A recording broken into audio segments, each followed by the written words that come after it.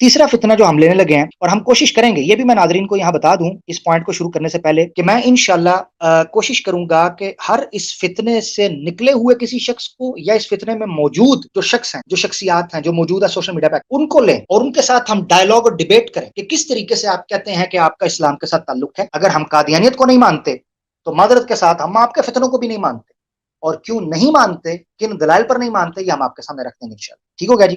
تو تیسرے نقطے کی طرف چلتے ہیں، بھائی فیر یہ کیا ہے؟ کوشش کروں گا مختصر کروں۔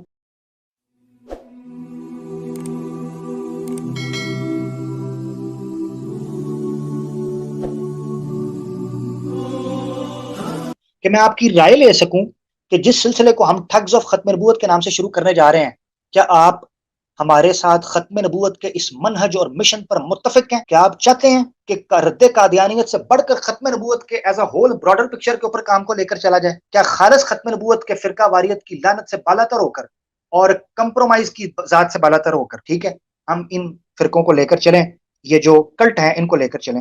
اس کو آپ نے اپنی رائے کا اظہار اس حوالے سے۔ تیسرا پوائنٹ ہے جی بھائی فیر اور اس کی تعلیمات۔ بھائی کون ہے؟ یہ بھائی بردر والا نہیں ہے، بھائی کسے کہتے ہیں؟ پہلے تو آپ یہ تصویر دیکھ لیں جی، آپ کی اسکرین کے اوپر، یہ بھی مرزا صاحب ایران کے اندر یہ پیدا ہوتے ہیں، حسین علی ان کا نام، ان کا لقب بہا اللہ، یہ طے پاتا ہے، مرزا فیملی سے یہ بلونگ کرتے تھے۔ نوری صاحب یہ بیسیکلی جانشین تھے باب اللہ کے۔ محمد علی باب نامی ایک شخص اٹھا تھا جو کہتا تھا میں باب اللہ، اللہ کا دروازہ ہوں، اب آ گیا ہے باب اللہ، اللہ کا ظہور ہو گیا ہے، اللہ کا مظہر ہے، اللہ کی ذات کا ظہور۔ اب جو اگلا شخص آئے گا میرے بعد وہ وہی مسیح موعود ہوگا جس کا انتظار کیا گیا ہے۔ یہ میں انشاءاللہ ان کی کتابوں ثابت کروں۔ یہ مسیح موعود کے کلیمٹ نبوت سے اوپر ایک منصب بنایا تھا جس کو کہتے تھے مقصود المرسلین، یعنی نہ یہ اچھا قادیانی آج تک یہ کہتے ہیں کہ یہ دعوی الوہیت کے قائل، یعنی ان کا الوہیت کا دعویٰ تھا، یہ کہتے تھے میں اللہ ہوں، میں خالق، اچھا، مگر ان کا یہ کہنا ہے کہ جو قادیانی ہے وہ غلط فہمی سے کام لیتے ہیں، ان کا دعویٰ نہ نبوت کا تھا نہ الہیت کا تھا، الوہیت کا، ان کا دعویٰ تھا کہ وہ مقصود المرسلین ہے۔ مقصود المرسلین کو اس طریقے سے سمجھے، یہ کہتے تھے کہ نبی پاک صلی اللہ، یہ مانتے ہیں بہائی آج تک مانتے ہیں کہ نبی پاک صلی اللہ علیہ وسلم خاتم النبیین ہے، اور اسی معنوں میں مانتے ہیں کہ نبوت کا خاتمہ ہو چکا ہے۔ بڑی مزے کی بات ہے، یعنی اگر قادیانیوں کے نتیجے میں، قادیانیوں کے مقابلے میں اگر آپ دیکھیں تو بہائی زیادہ خاتم النبیین کے قائل ہیں ان کے مقابلے میں، کہہ رہا ہوں، حالانکہ یہ انہوں نے نیا ڈکوسلا نکالا۔ یہ کیا کہتے ہیں؟ یہ کہتے ہیں نبی پاک صلی اللہ علیہ وسلم خاتم النبیین تھے، نبوت کا خاتمہ ہو گیا ہے۔ اب ایک ایسا منصب آیا ہے نبوت کے خاتمے کے بعد جو مقصد نبوت تھا، یعنی تمام انبیاء کو بھیجنے کا جو مقصد تھا، اب وہ زمانہ آ گیا ہے، نبوت کا زمانہ ختم ہو گیا، اب کوئی نبی نہیں آ سکتا، تو وہ مقصد آ گیا ہے جس مقصد کے لیے نبی آئے تھے۔ اس کی مثال کیسے ہے؟ جیسے آپ سیڑھی بناتے تو آپ گھر کے اوپر چڑھنے کے لیے سیڑھی بناتے ہیں، اور یہ مثال دی ہے ثناء اللہ امرتسری صاحب نے، ایک رسالہ لکھا بہاء اللہ اور مرزا قادیانی، ان کا تقابل پیش کیا، اس میں انہوں نے اس جسٹیفیکیشن کو پیش کیا۔ وہ کہتے ہیں بہائیوں کی مثال اس طریقے سے ہے بہاء اللہ کی نبوت کی، کہ وہ کہتے ہیں کہ جس طریقے سے سیڑھی بنائی جاتی ہے چھت پر جانے کے لیے، سیڑھی خود چھت نہیں ہوتی، تو ایک سیڑھی، دوسری سیڑھی، تیسری اور آخری سیڑھی کے بعد چھت آ جاتی ہے، اس کو سیڑھی نہیں کہتے، چھت کہتے ہیں۔ تو بہاء اللہ بیسیکلی چھت تھا اور انبیاء ایک سیڑھی تھے، تو نبی پاک صلی اللہ علیہ وسلم نعوذ باللہ آخری سیڑھی تھے جو نبوت کا اختتام ہو گیا، اب آگے سے نئی حدود جاری ہو گئی جو چھت ہے۔ اچھا، یہ ہے ان کا عقیدہ جس کو وہ کہتے ہیں مقصود المرسلین، کہ نبوت نہیں ہے اور الوہیت بھی نہیں ہے، مگر نبوت سے اوپر اور الوہیت سے کم کا درجہ ہے۔ یہ جگہ ہے جہاں سے وہ کافر اور دار اسلام سے خارج ہو جاتے۔ اسی طریقے سے یہ کہتے ہیں قیامت قائم ہو گئی۔ بہاء اللہ صاحب کا زمانہ سمجھ لیں یہ برٹش کا زمانہ تھا۔ میں نے ابتدا کے اندر ایک ابتدائی بات کی تھی، میں نے کہا تھا جتنے یہ کلٹس ہیں ان کے اندر آپ ایک کامن اور سملر چیز پائیں گے کہ ان کو برطانیہ کے زمانے میں پشت پناہی حاصل، اور برطانیہ کے زمانے میں ایک کمیونسٹ اسٹیٹ، کمیونسٹ پاور اٹھ رہی تھی جس کو رشیا کہتے تھے، روس، ٹھیک ہے نا، وائٹ ایلیفنٹ۔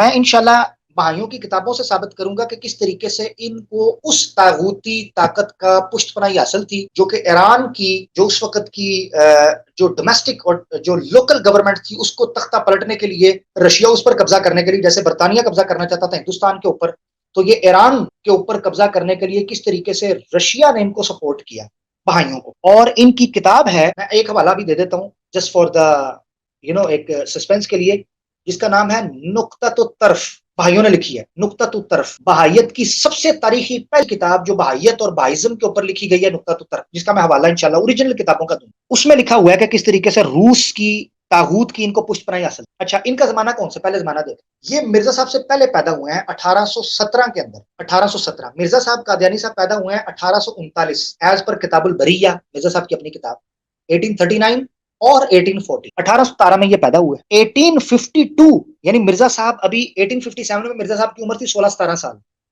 1850 ٹو 1849 کے اندر بابولہ مرتا ہے، اس کو قتل کر دیا جاتا ہے ایران کی گورنمنٹ، اور 1852 کے اندر آفیشلی یہ بابیت کا جو ہے وہ سرگنا بنتا ہے، اس کا پیشوا بنتا ہے، اور بابیت ٹرانسفارم ہوتی ہے بہائیت کے اندر 1852 کے اندر۔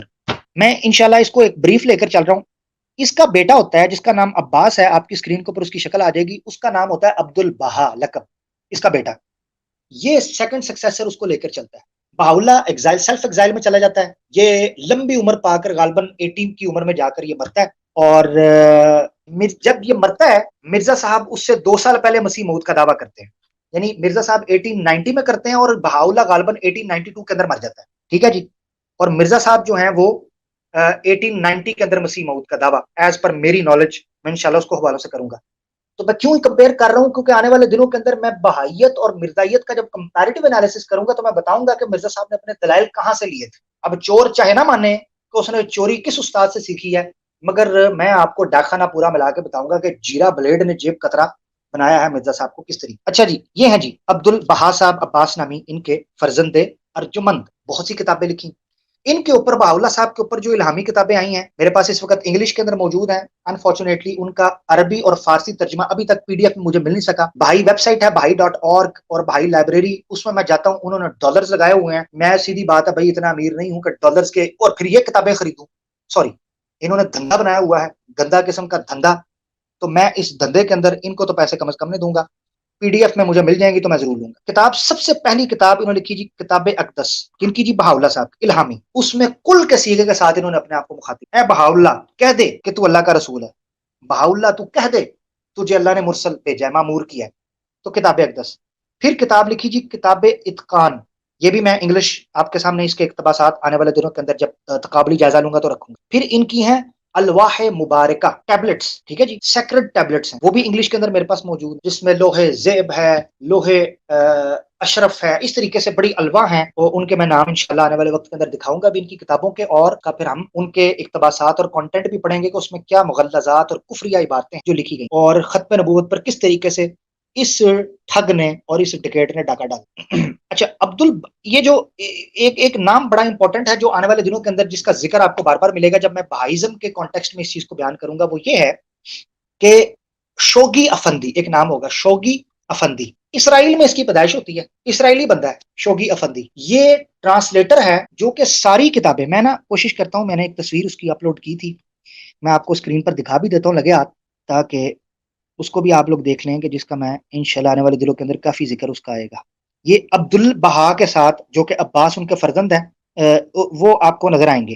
یہ دیکھیں جی ناظرین آپ کی اسکرین کے اوپر، یہ جو ترکی ٹوپی جس نے پہنی ہے قادیانیوں والی یہ جو ٹوپی پہنی ہوئی ہے جس نے عبد البہا کے ساتھ، یہ کھڑا ہے شوگی افندی۔ یہ شوگی افندی جو ہے اس نے ارکریزی کر کے سرمایہ لگا کے ادھر ادھر سے سارے معاملات کر کے بہائی لٹریچر کو جتنا ٹرانسلیٹ کیا ہے دنیا کے اندر انگلش میں، یہ اس بندے نے کیا، شوگی افندی۔ اس بندے کے حوالے اور اس کی کتابوں کے حوالے میں آنے والے دنوں کے اندر دوں گا، اس لیے اس بندے کا تعارف کرانا بھی ضروری ہے۔ تو بیسیکلی 4 بندے ہیں جو بابیت اور بہائیت کے تناظر میں سامنے آئیں گے، اور میں پھر اس کو لے کر چلوں گا۔